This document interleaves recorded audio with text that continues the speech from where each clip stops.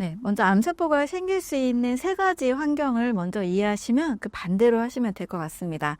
암세포가 생기는 세 가지 환경은 먼저 세포대사의 불균형, 신진대사의 불균형, 자율신경계의 불균형이라고 할 수가 있습니다.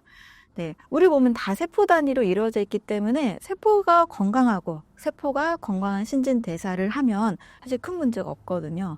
세포는 충분한 산소와 영양소를 공급받으면 건강할 수가 있습니다. 근데 이 충분히 좋은 산소와 영양소가 잘 공급이 안 될 때 이제 암세포가 발현이 되는 거죠.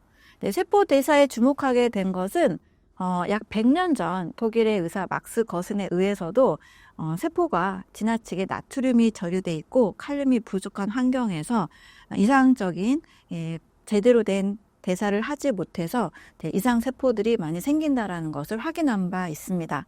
근데 같은 시기에 비슷한 연구가 노벨상을 받게 되었는데요. 바로 1931년에 바르부르크 효과라는 이 내용으로 노벨 생리의학상을 수상했습니다. 이것은 또 역시 세포 대사에서 중요한 것을 발견을 하게 됐는데요.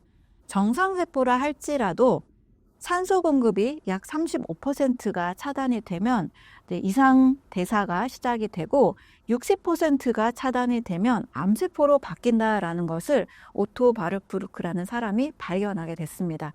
근데 그 이후에 사실 이 연구가 발견이 돼서 세포 대사와 신진대사의 암치료가 주목을 했더라면 사실 오늘날에 이렇게 많은 사람들이 암으로 인해서 독한 항암치료를 받다가 고통을 겪는 일이 좀 줄었을 텐데 이 연구가 지속적으로 큰 힘을 얻거나 확장되지는 못했습니다. 하지만 사실 지금 100년이 넘는 암치료 역사가 아직도 암은 완치가 잘 된다, 전이 재발률이 없다 이러진 않잖아요. 전이 재발로 인해서 90% 이상의 사람들이 사망을 하기 때문에 그래서 암치료의 방향은 계속 암만 공격하고 제거하는 방향으로 갔다 보니 몸 전체의 신진대사에 주목하지 못해서 이렇게 치료가 많이 더디게 된 게 아닐까라는 생각이 듭니다. 이 바르부르크의 효과를 또 지속적으로 그 이후에도 이어간 이제 분자 생물학자들이 몇 명 있었는데요.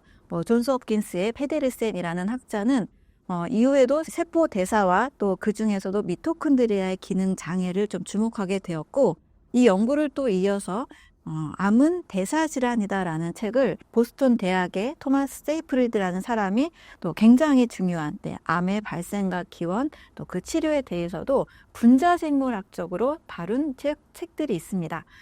무려 2015년이 되어서야 오토 바르부르크 효과가 이 분자생물학을 연구하는 세포학, 생물학, 또 종양학을 연구하는 학자들에 의해서 밝혀지게 됐는데요. 결국 세포 대사가 문제고 그 대사의 중심에는 미토콘드리아의 변성이 암세포다라는 암의 정체성을 좀 명확하게 이야기를 하고 있습니다. 세포 대사에 있어서 충분한 산소와 영양소가 잘 공급이 되지 않다 보니 세포 중에 에너지를 만들어내는 미토콘드리아가 변성이 된다라는 거죠.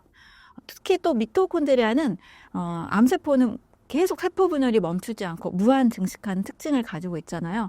그 세포 분열 주기 횟수를 결정하는 것이 또 미토콘드리아입니다. 근데 이게 변성이 되니까 고장이 나버린 거죠. 그래서 계속 분열 증식하게 되는 암세포로 성장을 하게 됩니다. 그래서 미토콘드리아가 정상적인 기능을 수행한다라면 세포는 일정하게 분열을 하고 멈추게 되는 거죠. 그래서 암세포의 이것을 또 실험을 통해서 밝혀냈는데요. 암세포의 미토콘드리아를 정상세포에 이식했더니 정상세포가 암세포로 바뀌어서 계속 증식을 하게 됩니다. 또 반대로 정상세포의 미토콘드리아를 암세포에 이식했더니 더 이상 그 암세포는 더 이상 자라지 않는 특징을 갖게 됐습니다. 그래서 세포 대사의 균형, 세포막과 또 미토콘드리아가 충분한 산소와 영양소를 잘 공급받아서 정상적으로 세포 대사만 하면 암이 생기지 않는 몸이 될 수 있는 거죠. 또 이것을 세포 대사를 잘 균형 잡히게 만들어가는 것은 바로 신진대사의 균형이라고 볼 수 있습니다. 세포가 산소와 영양소를 잘 공급받으려면 또 그중에 가장 핵심적인 장기가 간입니다. 이것은 이제 100년 전 독일 말기암을 치료했던 독일 의사 막스 거슨에 의해서도 모든 암 환자들은 공통적으로 간이 망가져 있는 것을 확인을 했습니다. 또 지금도 뭔가 질병 상태에 있다는 것은 일단 간 기능이 약해져서 정상적인 영양소가 합성이 되지 않고 뭐 면역 물질도 잘 안 만들어지고 조혈 기능에도 문제가 있는 것들을 볼 수가 있습니다. 그래서 간 기능을 중심으로 우리 몸이 잘 소화기관이 잘 영양소를 흡수하고 또 독소를 잘 내보내는 신진대사의 균형이 잡히게 되면 암이 잘 생길 수 없는 몸이 되는 거죠. 그런데 이 세포와 신진대사가 잘 균형이 잡혀도 이 세 번째 자율신경계가 또 실조가 되면 자율신경계의 불균형이 오게 되면 또 몸은 면역력이 떨어져서 암세포가 또 계속 증식할 수밖에 없는 환경이 되기도 합니다. 자율신경계 같은 경우에는 이제 스트레스에 주목을 하면 됩니다. 그러니까 스트레스는 보이지 않는데 보이지 않으니까 사실 음식 조심하는 것보다 덜 중요하게 여기기 쉽습니다. 근데 보이지 않는데도 우리가 신경 쓰는 일이 있고 굉장히 긴장을 하면 막 소화도 안 되고 체하기도 하고 화장실에 가기도 하잖아요. 이렇게 보이지 않는 우리의 정신적인 요소들이 신경으로 작용을 해서 소화, 흡수, 배설, 또 뭐 뇌 건강까지 여러 부분에 영향을 주기도 합니다. 특히 암 환자들은 자율신경 중에서도 교감과 부교감 신경이 있는데 교감 신경이 많이 항진돼 있을 때 이제 암이 발현되는 면역의 균형이 깨지는 상태로 가기가 쉽습니다. 그래서 교감 신경이라 한다라면 굉장히 긴장한 상태를 의미합니다. 일할 때 당연히 어느 정도 긴장이 필요하죠. 근데 지나친 긴장이 오랫동안 지속될 때 몸은 계속 긴장 모드로 가다 보니까 면역계의 균형이 깨지게 돼서 매일매일 암세포가 생긴다 그랬잖아요. 매일매일 생성되는 암세포들을 제거하는 면역력이 떨어지게 되는 거죠. 그래서 지나친 긴장이 아니라 좀 늘 몸을 긴장하면 저녁에 되면 이제 이완하는 작용, 또 너무 스트레스를 만성적으로 받는 환경에 있다라면 어떻게 해서든 그 환경을 좀 극복하려는 노력이 굉장히 필요합니다.